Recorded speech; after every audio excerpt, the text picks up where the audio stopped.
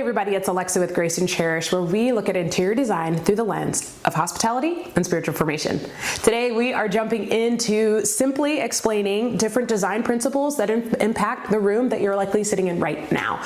All right, we are going to be breaking down some of the things that can feel scary, some of the things you might not even realized or known about, and I want to explain them to you so that you are better able to look at your room that you're wanting to design and have a better understanding of how you can do that well. So let's get started. All right, first things first, if you haven't already watched some of the other videos I've done regarding elements of an interior, that would be good to go watch because it impacts what we're going to talk about today. Elements of an interior and design principles together are helpful for you to know so that when you start designing, then you're able to better understand what it is that you're actually doing. So I recommend that you check out those videos. With the design principles, they're a little bit different because like elements of a room are talking about specifically the room. So it's like planes, your vertical walls, your ceiling and your flooring, for example. Those are you can look at it right now. I'm looking in my room. I see those things. But when you're talking about design principles, we're looking at things like scale and proportion, texture, color. Some of those things, all of those things actually, you see, but it's a little bit different in trying to put them together. So let's talk about scale and proportion because that is, I think, one of the most, it's really fun to me, but can be kind of confusing. It took me a long time to really even differentiate the difference between the two. So scale. Scale is the relationship between elements, okay? To help it make sense, think about a wall. And in fact, I have this big wall behind me. Now, this wall is full of different artwork and this large mirror. But if I were to take all that off the wall, and in fact, I can put a picture before we had anything on the wall.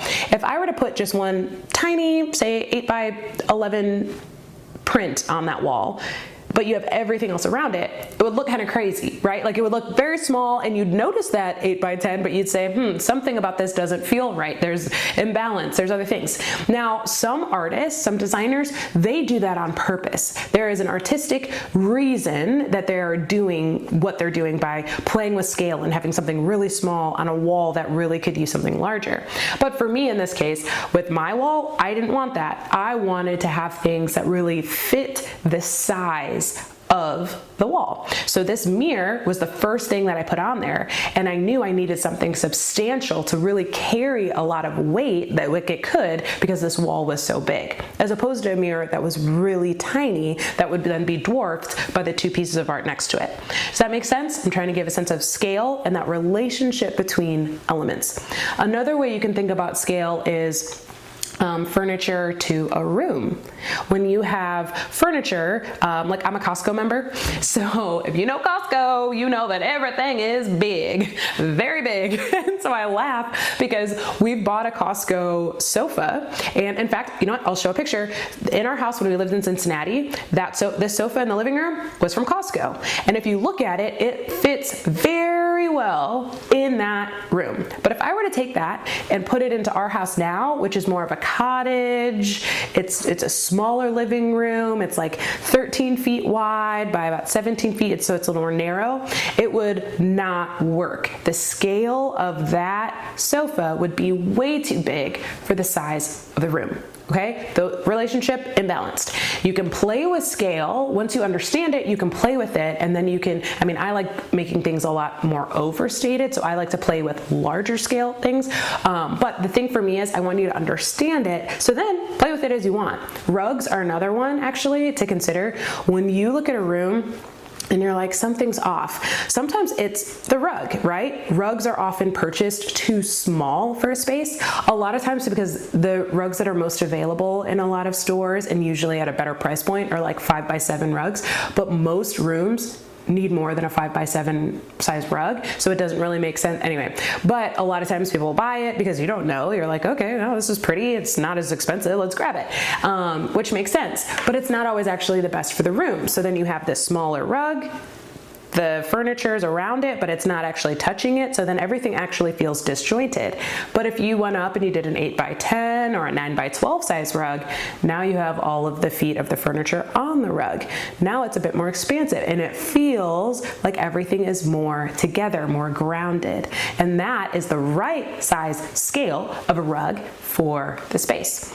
Again, depending on how big your space is, but you get what I mean, right? You've likely seen that and had that sense of something feeling disjointed. So that is scale. Now proportion is a little bit different because proportion is relationship of parts to a whole. And so the best example I've seen of this is when you consider your base or like your baseboards or your crown molding.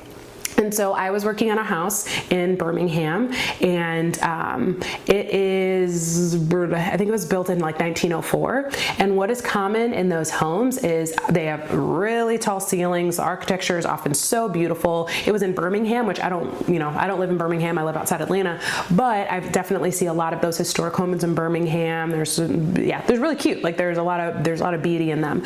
And one of the things that I noticed right away about the baseboards is I was like, these babies are like 10 inches, 12 inches tall, which made sense because the ceiling height is about 12 feet. So when you look at the crown and how much thickness there is, and I'll put a picture from my client's house, ignore my measurement note on it, but you look at the crown and how the crown is what is at the top of the ceiling. So if you're not familiar, crown is at the top of the ceiling and then the baseboards are at the bottom. On the floor. And if you look at the thickness of those, you see how it works in that space because it is so tall, and so it can handle that. But I'm going to show you a picture of my living room. If I had 10-inch or 12-inch crown, that would look crazy. It would actually touch my window, right? That proportion, like the proportions would be very off. The size of the baseboards to the height of the ceiling, baseboards and crown to the height of the ceiling just wouldn't match. And so that is one way to understand proportion. All right. So the other design principle we talked about is color. Color is, I love paint. I love what it can do to a space. It is one of the most powerful aspects of any space. It influences mood. It impacts whether a room feels cozy or spacious or stimulating or calm. There's just so much that color can do. So we're going to go more in depth in that in future videos, but color is a hugely just wonderful design principle to consider. Texture makes a room more dynamic. And one of the things about texture that is really neat is that it actually combines senses. So it combines the senses of sight and touch, right? Something that has texture, you see it and there's something visually different about it. You could touch it and that's adding this tactile feel that's allowing you to be more immersed. We are people who are an embodied people. So things like texture are wonderful because it allows us to engage multiple senses as we are experiencing a space. So it's one thing. And that's why blankets are wonderful. Things like that. So let's keep going. Okay, I'm using my computer right now and some of my notes to make sure I get all the details, but let's look at, we have repetition, form, and then we have balance and symmetry that I put together. Now, repetition is exactly as it sounds. It's having repeated elements. Something that I like to do in my house is I have different items that have cane backing. So I have a cane back sofa in our screen porch. I have a cane back chair in our living room. We've got cane in our homeschool room / study. I like to have that element throughout our house. We also have textured baskets, textured stools in our kitchen. So that's another thing that you're going to see repeated. And the thing, you can pick whatever element you want, but repeating it is helpful because it creates a sense of cohesion across your whole room or your whole house, depending on whatever space it is that you are designing.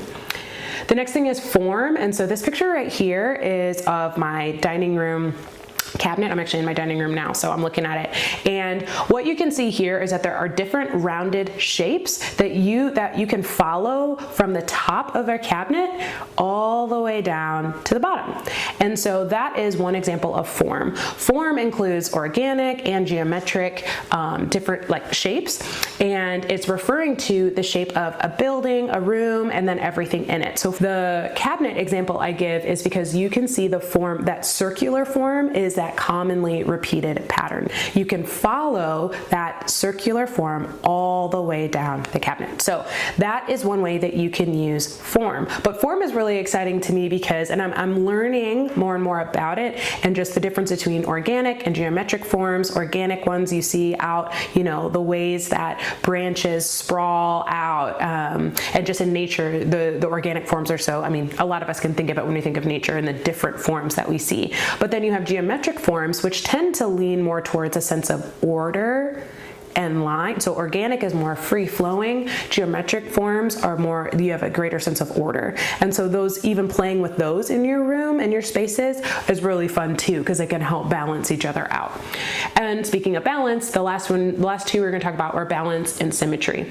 Now, balance is important because, and harmony goes along with this, having a sense of like a peace, what creates that sense of peace when you enter a space, or if you're looking at a painting. I mean, in design, you see this so often. It's when you can have symmetry, and it's either symmetry or you can have intentional asymmetry. And the trick there is making sure that, again, balance is right, so the visual weights are together. In this picture that I'm showing you, I'm saying together, visual weights are equal. In this picture that I'm showing you, you can see it's our bookshelf in our homeschool room, and you have two sides. They're equal. You look at them, they match. The books about match. When you look at the styling of it, they about match. So it's very, I can look at it and see it, and it's equal. And so there's a sense of balance there.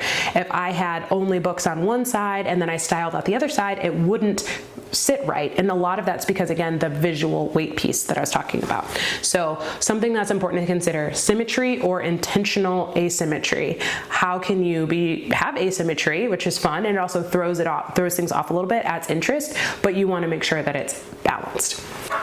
Okay, so those are the design principles that I wanted to share today, to give some explanation, share some photos with it, to help you have a better sense of the different principles you can consider when you are designing your space. What I want you to do is consider which of those design principles do you feel like you have a grasp of, and then look around in your room and see what you think. When you take, the design principle of texture and you look around the room you're in, do you have any texture? Would adding texture into that space add to the overall environment that you're wanting to create, or would it detract from it?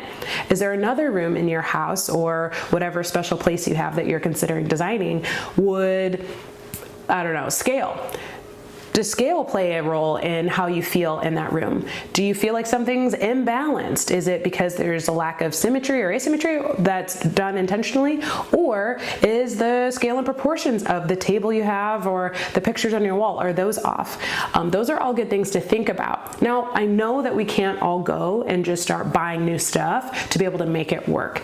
And that's not what I'm trying to even suggest here. But I do want you to be able to identify what is it that might be really great about this room that I'm like, yes, this is what makes it work, or like, something's off and I can't quite figure it out and I need to explore these ideas more. Because my goal is to help you have a better understanding of what the thing is that might be good or bad off that you're feeling.